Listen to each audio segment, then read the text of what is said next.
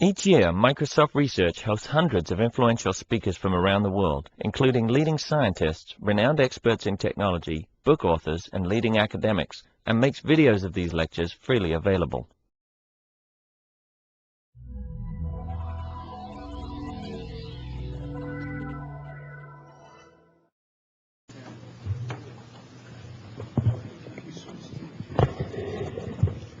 Hello, welcome back to this algorithm series.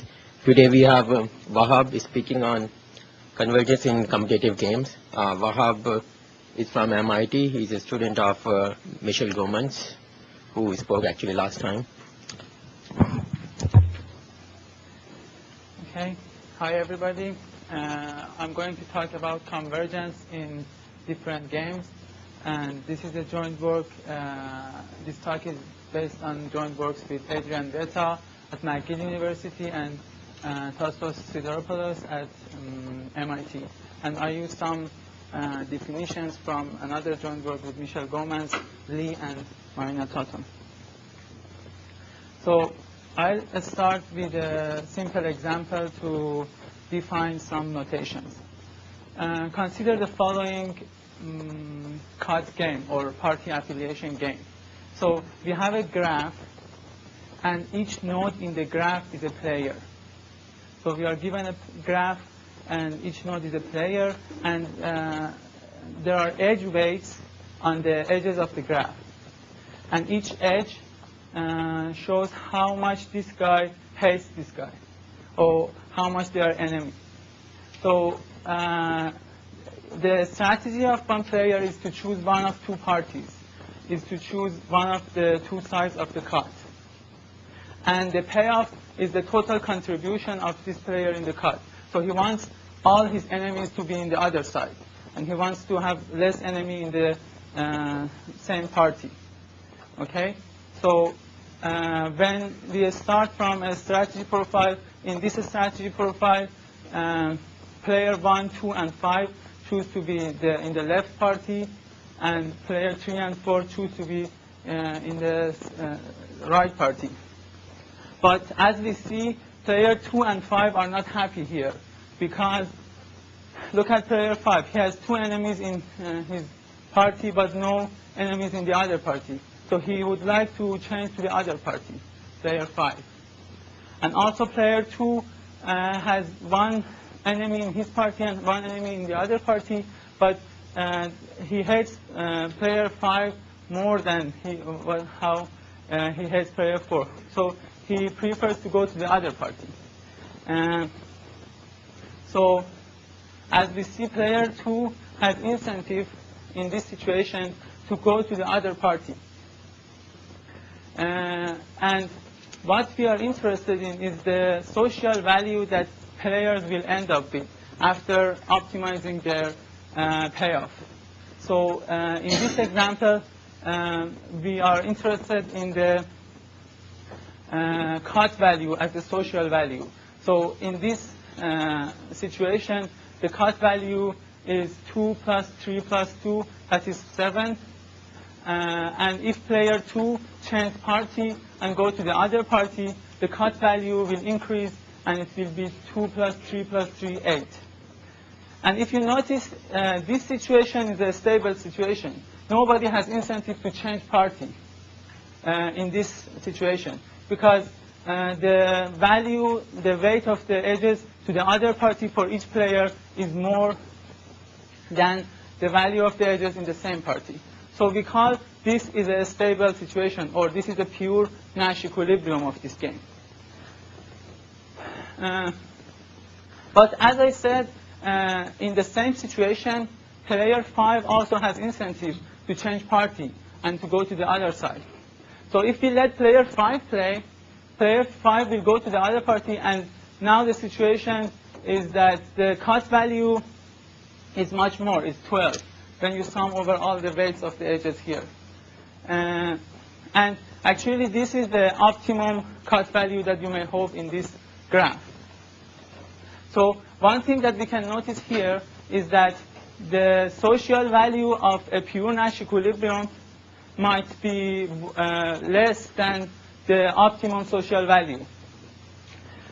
So we can define now for this game and this social function the price of anarchy of this game, which is the maximum ratio between the optimum and pure Nash equilibrium. And in this particular instance, this ratio is 1.5. So we know the definition of pure Nash equilibrium in games and the price of anarchy with this example. So what I like to do is to define, I have already defined price of anarchy.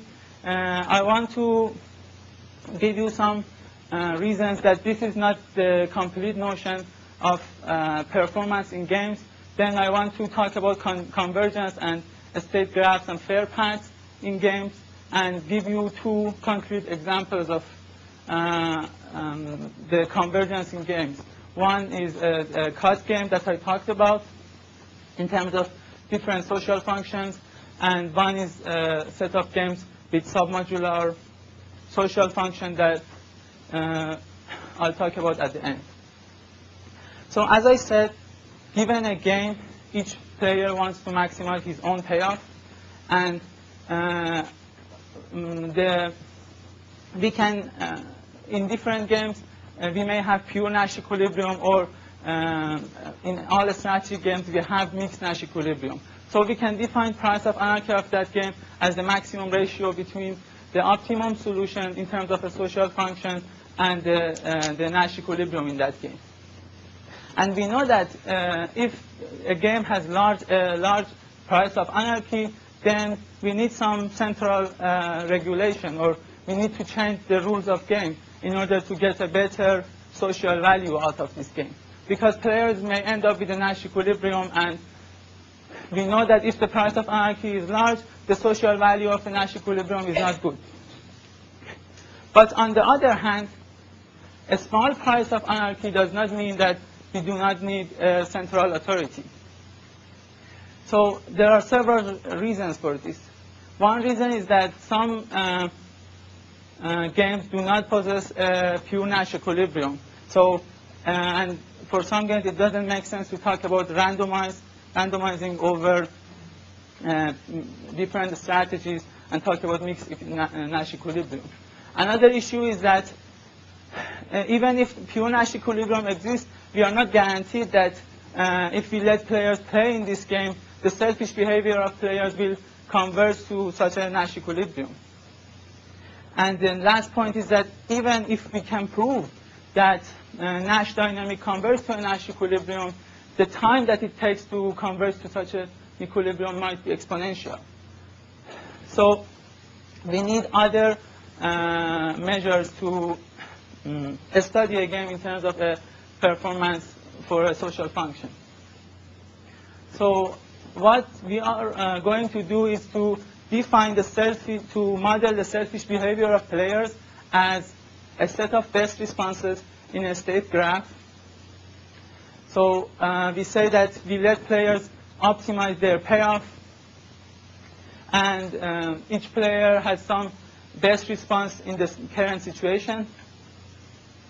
And if we model the behavior by these best responses of players, then you may ask two questions. One question is that how fast players will converge to a Nash equilibrium.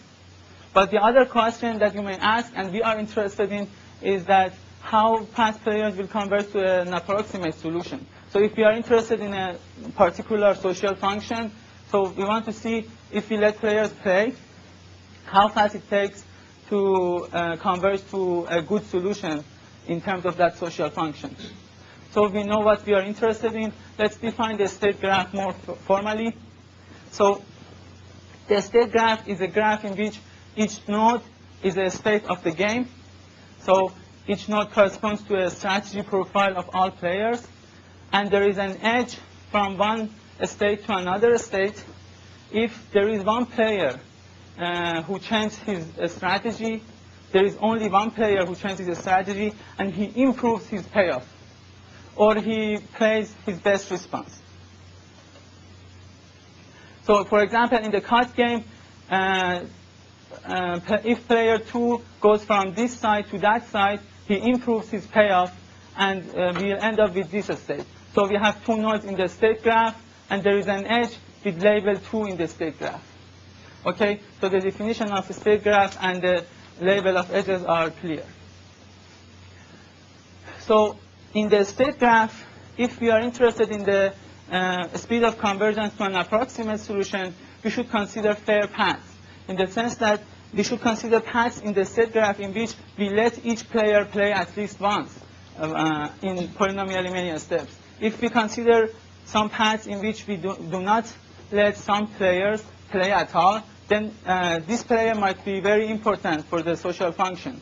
So we can't hope for a good result at the end of this path. So we should define some fair paths, and then we want to study the value of the social function at the end of this fair path. So these are the paths that we are interested in and we define. So the first fair path that we define is a covering path. A covering path is a path in which we let each player at least once in the path. So a one-round path is a special case of covering path in which we let each player play exactly one time, and it's a random one-round path if we choose the ordering at random, and it's a one-round path. A k-covering path is a concatenation of k-covering paths. So we put k-covering paths after each other. And a random path is a path in which we let each player, then we choose the next player uniformly at random. So after all these definitions, let's look at a very simple example. Consider the following game, the selfish scheduling game. So you have a set of players, and they want to be scheduled on a set of machines. And the processing time of each player on each machine is the same. And each player wants to be scheduled on a machine with the minimum make span. He wants to be on a machine that in which the total load on that machine is minimized. But as a mechanism designer, we are interested in the total make span of the schedule. So we know that if we let players play and change machines until they end up with a pure Nash equilibrium, the price of anarchy of this game is at most 2. And it's not hard to prove. It's similar to the proof of the least scheduling algorithm for this scheduling problem. But the other question that we may ask in this game is that, okay, let these players change their machines until we let each player play at least once. In other words, look at the covering path in the state graph. What's the social value? What's the total make span of a strategy profile after a covering path? We can prove that it's at most 2. So this shows that not only the price of anarchy for a pure Nash equilibrium is at most 2, but players will converge to a good social value pretty fast. The proof of this is not hard either, but I don't want to go over the proof because I don't have time. So now I want to focus on the card game. So the story for the scheduling game was simple. We had a good price of anarchy and we had a good convergence to a good solution. But it's not the case for many other games, like card game. So for the card game, we are interested in 2 social functions. Let's talk about the cut value first. We know that the price of anarchy is at most 2. If you let players go to the better party, they will end up with a Nash equilibrium, first of all, because as they move to the better party, they increase the value of the cut. So this is a potential game in which in the state graph there is no cycle. So if we let players go to the better party, they will end up with a stable solution, with a pure Nash equilibrium for sure. But one thing is that finding a local optimum, and also we note that in any pure Nash equilibrium, in any stable solution, the social value is at least 1/2 of the best social value. The price of anarchy of this game in terms of the cut value is at most 2. It's because if you look at each player in the pure Nash equilibrium, his contribution in the cut is at least 1/2 of its potential, the total edges that are adjacent to it. So it's clear that the value of the cut in the local optimum is at least 1/2 of the optimum. It is at least 1/2 of the total edges, so it's at least 1/2 of the optimum. So it's very related, this argument that I said is related to the local search for max cut, the max cut problem. But what's known about max cut and local search on max cut? First thing that we know is that in unweighted graphs, if you let players play and go to the better party, after at most order and square steps, they will converge to a Nash equilibrium. Because if the graph is unweighted, if all edges have weight 1, whenever somebody changes party, he increases the value of the cut by at least 1. And I should have put maybe order E, the number of edges. So we know that players will converge to a local optimum pretty fast. But on weighted graphs, the story is totally different. In weighted graphs, it proved that the problem of finding a local optimum for the max cut problem is PLS complete. So Johnson, Papadimitriou, and Yanatakis defined a set of problems, a set of local search problems that they proved that, so the set of problems that they defined is PLS problems, and they proved that there are problems in this class that are PLS complete, in the sense that if you prove that if you find the polynomial time algorithm for these PLS complete problems, then you can find the local optimum of all PLS problems. So the first PLS complete problem that they proved is the circuit problem with Philip operation on the variables. Then there have been several papers on PLS complete problems. In particular, Schaffer and Yanatakis proved that finding the local optimum of the max cut problem using this local operation is PLS complete. One important implication of their results is that they have a tight PLS reduction to a PLS complete problem. And it means that there are states in the state graph that are exponentially far from any local optimum. So there are some situations in which no matter how you let players play, it takes exponentially many steps to converge to a good Nash equilibrium. So this is a negative result for the convergence in the cut game. But our question was that how long does it take for players to converge to a good solution? So instead of asking this question for converging to a Nash equilibrium, we want to see how long it takes to converge to a good cut, a constant factor cut. So first of all, what we can show is that there are simple examples in which a constant number of rounds is not enough to convert to a good cut. So consider the following example. You have a graph on n vertices. The weight of the edges are 1, 1 plus 1 over n, 1 plus 2 over n, 1 plus, and so on. If you let players play in this order, 1, 2, 3, 4, so on, what happens is that, so this player wants to change party because he has one edge in the same party. He will go to the other party, and then the next player. So all red players are the players that are unhappy. They want to change party. So this player is happy, but this player is unhappy because the edge on this side is larger.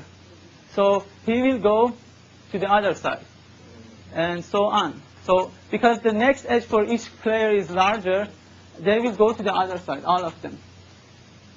So after one round, what happens is that the value of the cut is 1, but the optimum value of the cut is n. It's a bipartite graph. So what will happen in the second round? what they do. So after one round, this is the situation, and after 2 rounds, all players will go back to the second party, to the first party, because if we let players on this, in the same or play in the same order, everybody will go to the first party except these 2 guys. So after, it takes at least n rounds to converge to a good solution. So you need omega of n rounds to converge to a constant factor cut. So, and in this example, we have a fixed ordering of players, and it takes at least omega of n rounds to converge to a good cut. So this is a negative result in that sense. But we talked about the weighted graphs, and if we focus on, if you want to see what happens in the unweighted graphs, you can generalize that line example to this layered graph example. So you have one node here, 2 nodes in the second layer, 3 nodes, and so on, and you put this many edges between. I mean, you put a complete bipartite graph at each layer, and if you let players play in this order, first this layer, then this layer, the similar thing happens as the line example, and it takes a square root of n rounds to converge to a good cut in the unweighted case. And actually, we can prove that in unweighted graphs, after an order n covering path, so if a path of length at most order, a covering path of order n will converge to a constant factor cut. So I don't tell you I won't tell you the proof of this either.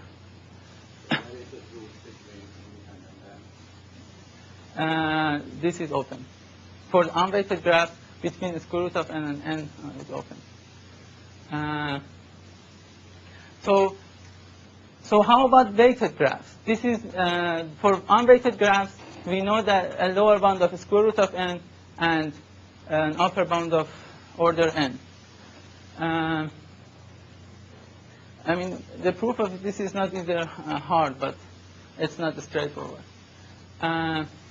For weighted graphs, the first observation is the following, is that if you let players play in a random order, then the value of cut, the resulting cut, is a constant factor cut.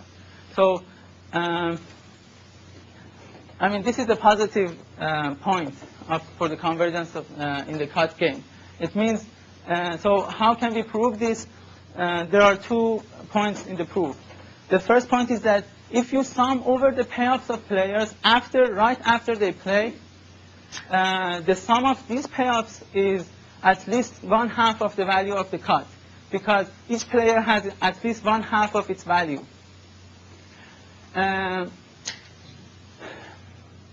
But if we consider a random ordering, the probability that one node occurs exactly after, let's say, 3/4 of its neighbors is a constant, is 1/4 by Markov inequality. So we know that each player will occur after 3/4 of its neighbors with a constant probability. And in this case, we are fine, because at most 1/4 of the neighbors of this guy occurs after this guy, and they can undo what he gained in the cut.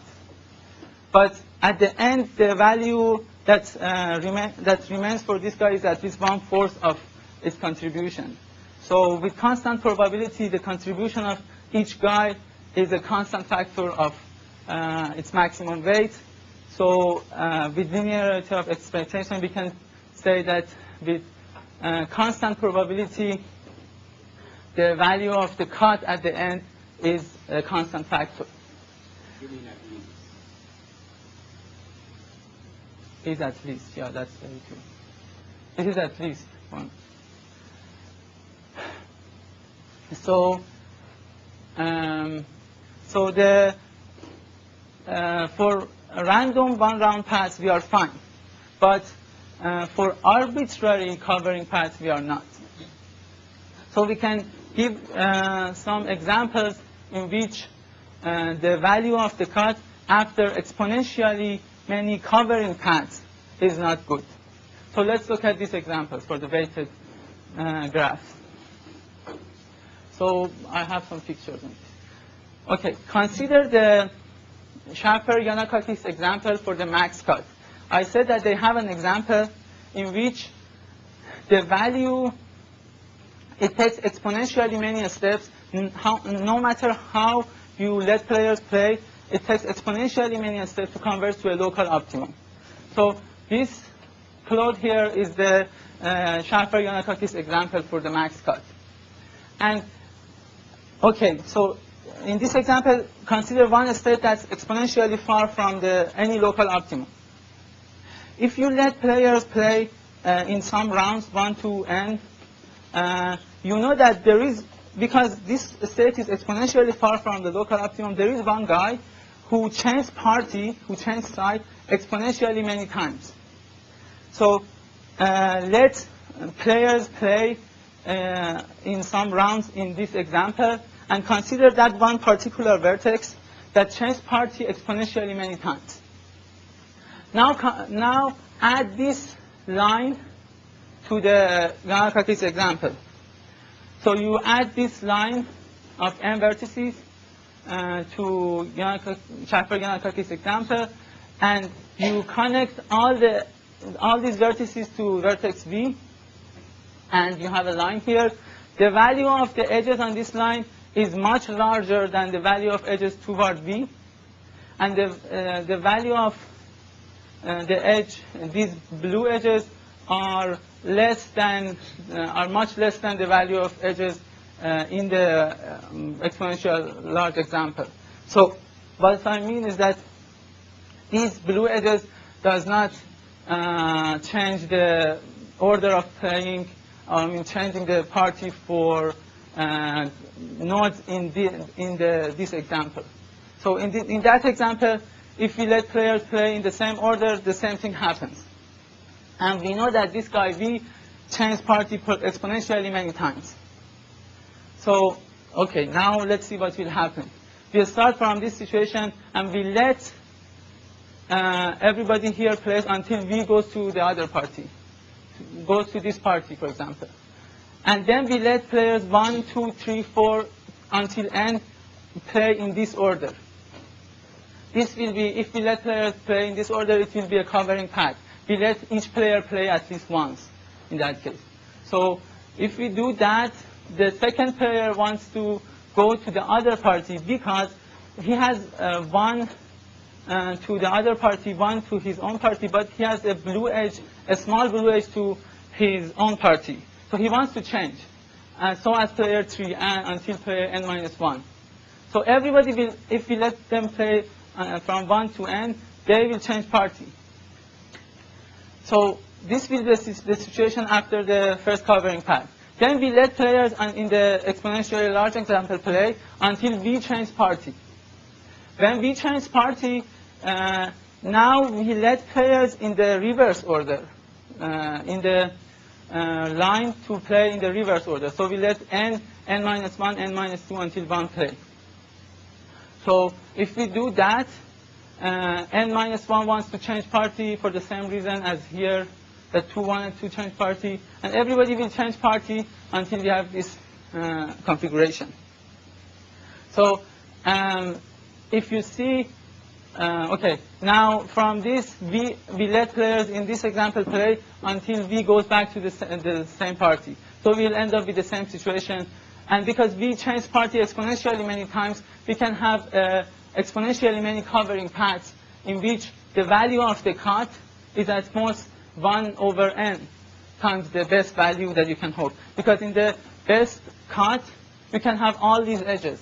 And these are the only important edges in the cut. So are you showing that there is a particular order in that type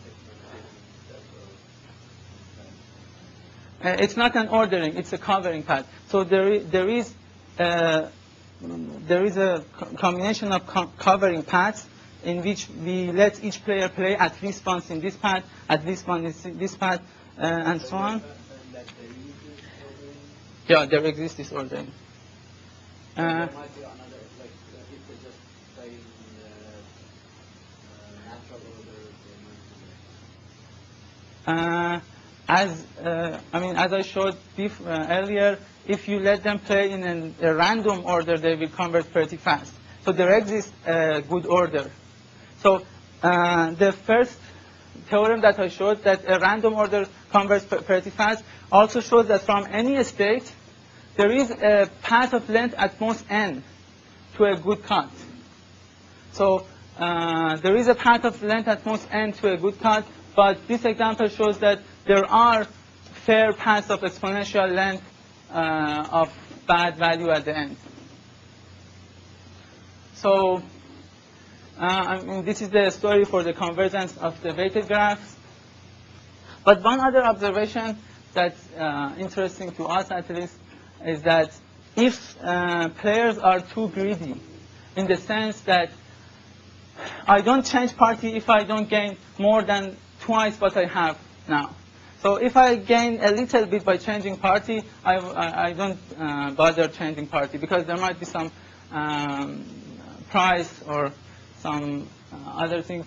So I'm not too greedy. I'm not very greedy. I'm too greedy. I change party if I can double my payoff. Okay? In this case, the story is totally different, and there is no bad covering bad. So we can prove that one round of selfish behavior of two greedy players will converge to a good cut pretty fast. If you remember the line example, if players were not too greedy, like if they didn't care by that 1 over n factor, difference between the payoff, then at the end of one round, the value of the cut was pretty good. So this example generalizes that this is true for any graph. And there is a message here that, mildly greedy people converge faster, or and there is this question of, is selfishness a virtue? Then we prove here that approximate selfishness is a virtue, because you converge to a good solution pretty fast. But does it terminate to a... But you are not in the able to terminate, suppose, after one round. No, it doesn't. It will be good, but it may not terminate. Exactly. That's actually a good question. I don't know if you let players, if you change the game, like you change party if you double your payoff. Are there exponentially long paths in this case? Can you have exponentially long paths in this new game? I don't know that. And another question is, can you find a two approximate Nash equilibrium in the cut game in polynomial time? I don't know the answer for that either. And I know that several people have thought about this, and I just asked Yanakakis about this, and he said that it's known to me that it's PLS complete, and the next line was is it actually? So I guess it's an open problem. To find approximate Nash equilibrium in the cut game, or to prove that there are exponentially long paths in this new game. Okay?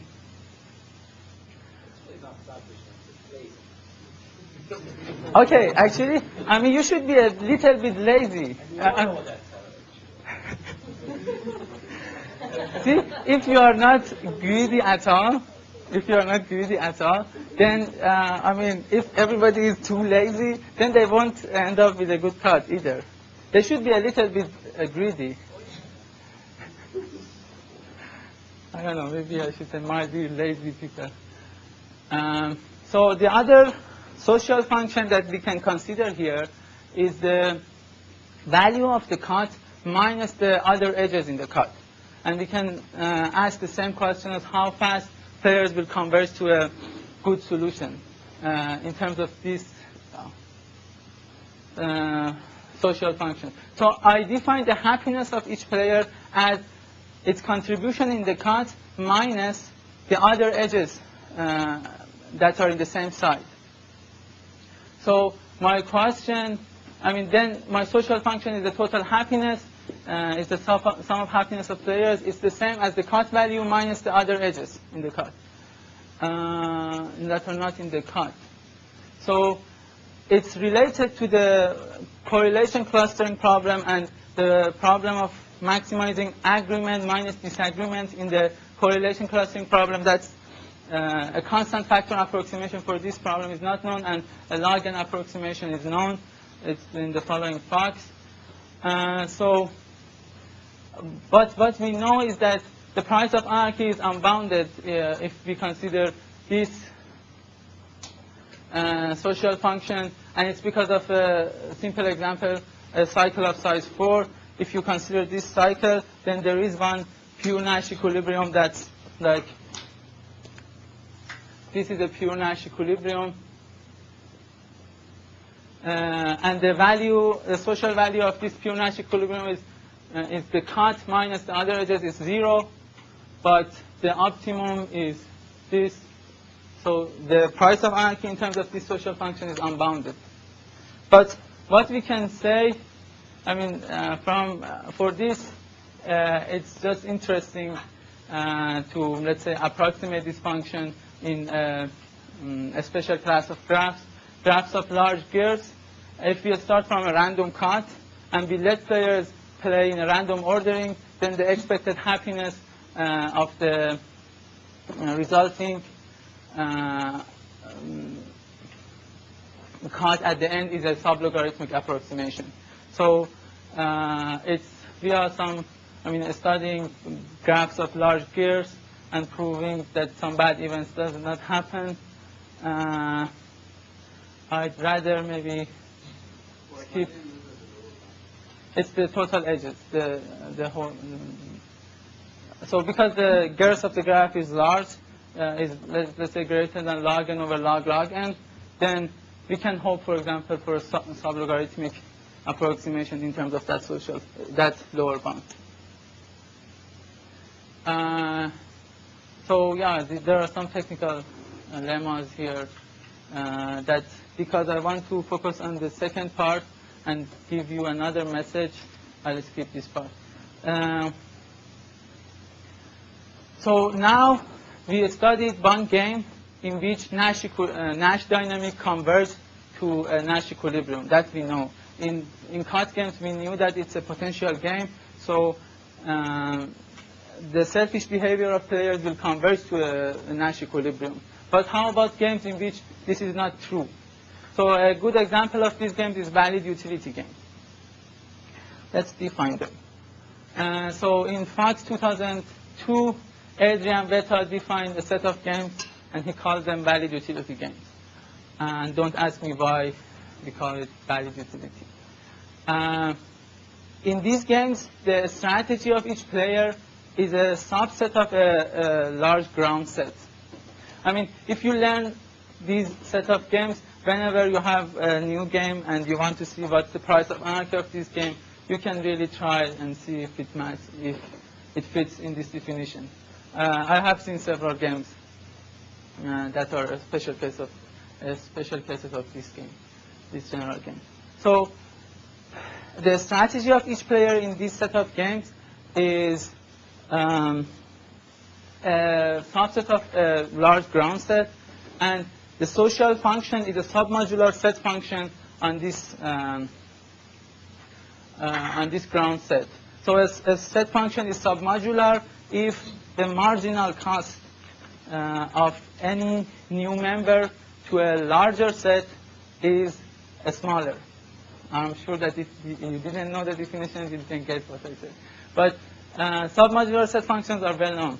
And we have a submodular set function here in this set of games. And also, we know that the payoff of each player is at least the change that he makes in this social function. And also, the sum of payoffs of all players is at most the social function. So any game with these three properties is a valid utility game. And there are several examples. I'll show you one of the nice examples, the market sharing game. And also there is a facility location game, and that's a special case of this. A game is a basic utility game is if instead of at least here, we have equal to, meaning the payoff of each player is exactly the change that he makes in the social function. Okay? So let's look at an example. I don't think that those definitions make sense too much.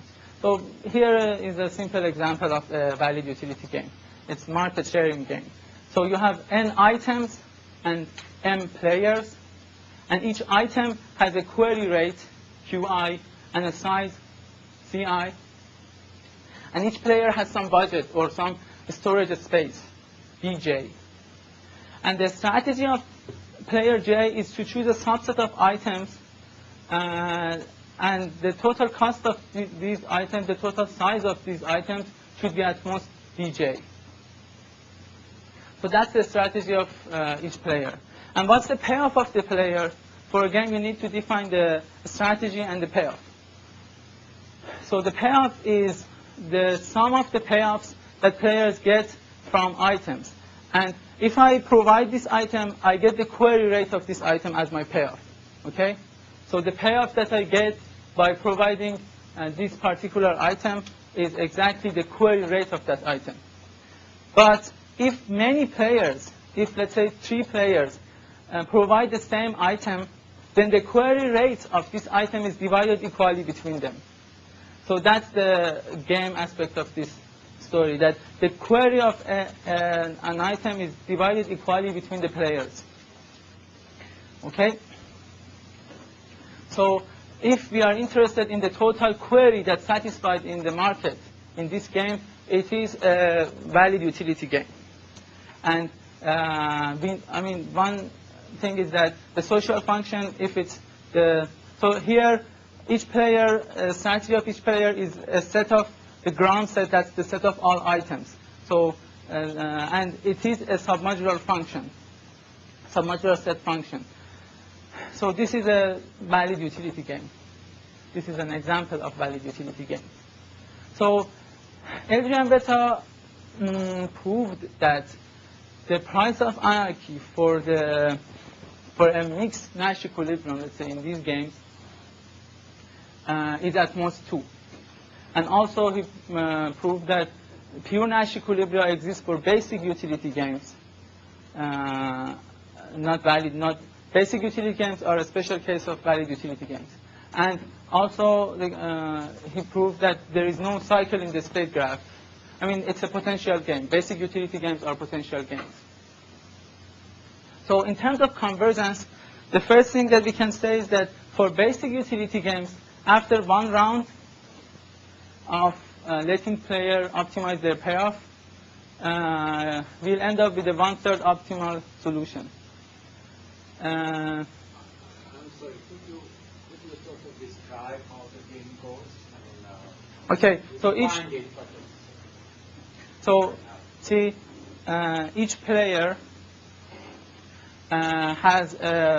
should choose a subset of a ground set. There is a set of items, let's say there, and each player should choose a subset of them. And there is a feasible family of subsets that he can choose. He's not allowed to choose any subset he wants. And the payoff that he gets is, it has 2 properties.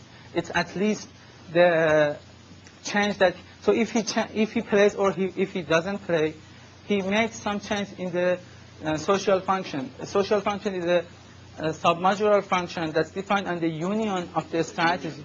Exactly. Maybe I should have. Okay. So the social function also in the market sharing game is defined on the union of the strategies of players. And when I play, the change that I make in the social function is at most the payoff that I get. So actually, I get some of the payoffs of other players. I change the social function by a little bit, I gain something, and I also change decrease the payoff of other players, maybe.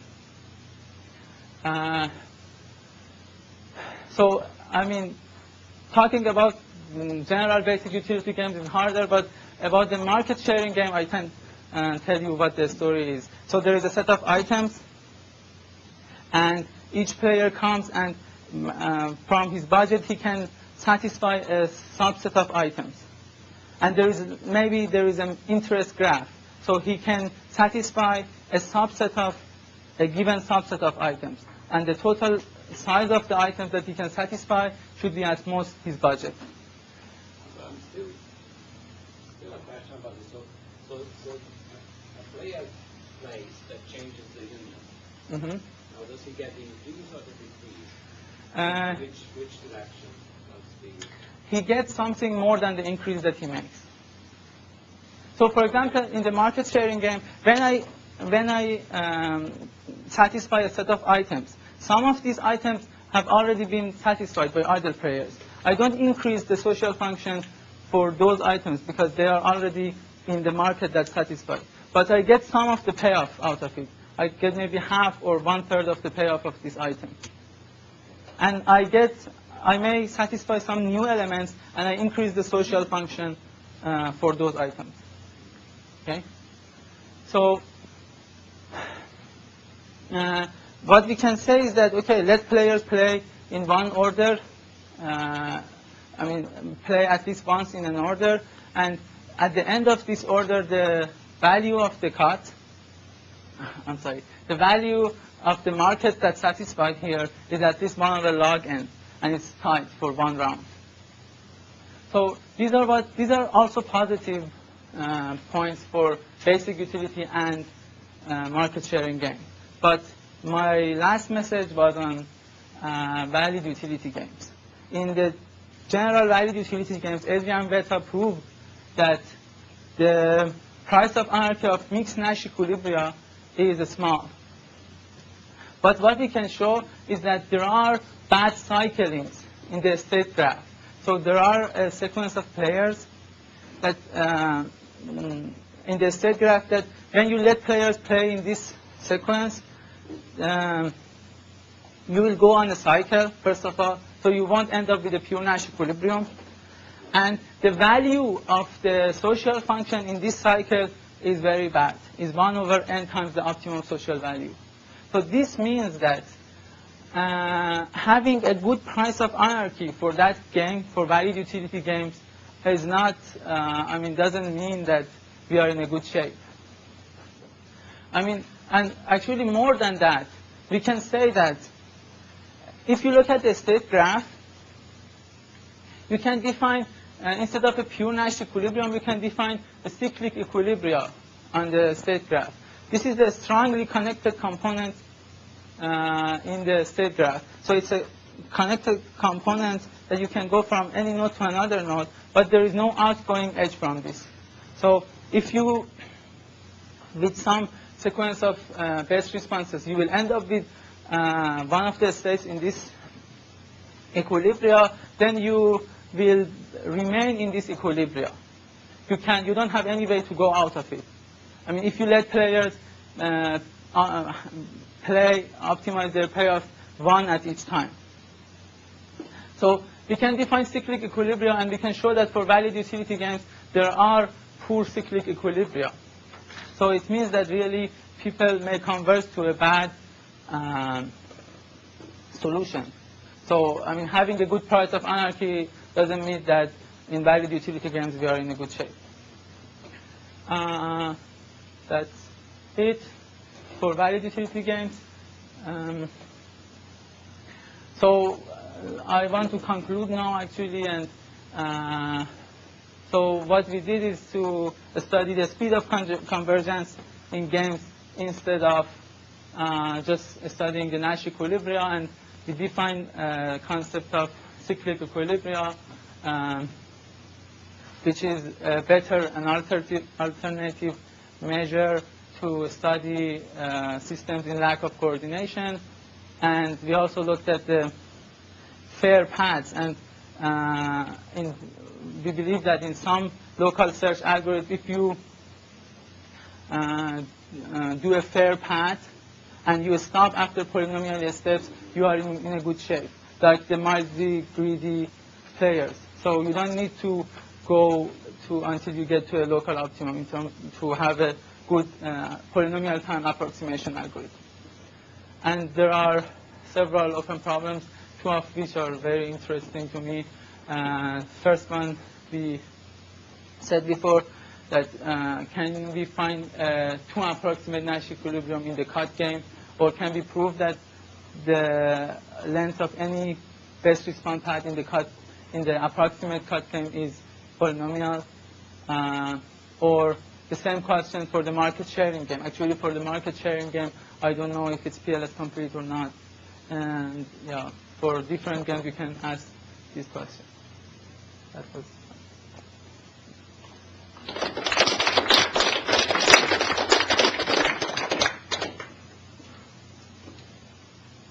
Any question? So we think of the golf games, there was this idea of politicians changing parties. And supposedly wants to introduce something in the text that if you have more influence, then you get a flavor of, say, instead of just taking a random path, you take a path which is whether at each step the player with most, with the best social function, the best cuts, also gets the best chance of playing in that term. So, if you are more important in some sense, you have more chance to play. Right. If you look at, if you are looking for a polynomial length convergence to a Nash equilibrium, you can't get it with this argument, because there are states that are exponentially far, and no matter how you let players, you are far from a local optimum. And if you are interested in the value of the social function also, I guess that example that I showed, that exponentially large plus a line, you let each player play exponentially many times again. It's exponential over n, let's say. So it's still exponential. I was more thinking that this should make things worse, right? Because the people that can improve themselves most easily get to play the least. So yeah, maybe. It depends on. So one thing that's important here is when you let a player play, it's not only his total value that's important. It's the improvement that he can make at the moment that's important. And for two greedy players, the good point is that when somebody wants to play, he will improve the cut, but at least 1/2 or 1/3 of its maximum possible edges. So if I'm too greedy, I will change if I can double my payoff. So it means that when I change, I improve the value of the cut by at least 1/3 of my total weight. So it means that if I decide to change, I have good results for the social value. So I think the first example where that this cut game takes exponentially long was by Fourier. Okay. That's a very good point, because we, it was 2-3 days before the. You mean the first line example? Let me go over it. Not the exponentially large one. Not this one. This one. Whatever follows from the strong completeness. No, not this one. No. First example that it takes exponentially long to arrive at Nash equilibrium. I have read the introduction of that paper, and he referred to two other people. So I'm talking about the paper that he proved that if the graph has degree at most 3, then it converges pretty fast. Yeah. Actually, my question was going to be whether that fact fits somehow in a nice bigger picture. It looks like somewhat isolated positive result. Yeah. As soon as you go to graphs of degree 4, then there are examples with exponentially long. And if you have if you have degree 4, there are exponentially long paths, and there is a constant that if you have constant degree of that constant, then they are exponentially far, and the distance is exponentially far. So with degree, you can't say anything. No, but maybe one could sort of say that, okay, what's special about these 3 graphs as games? Is there some special nice property that you could generalize from other games in that Yeah. I mean, we tried at some point we were trying to prove that it takes polynomial time for a fair path to converge to a good cut for 1 week maybe. And we tried, I mean, the methods that he had in his paper, but at the end we found this counterexample. Yeah, but that's a very good question. To find class of graphs or other properties that helps convergence.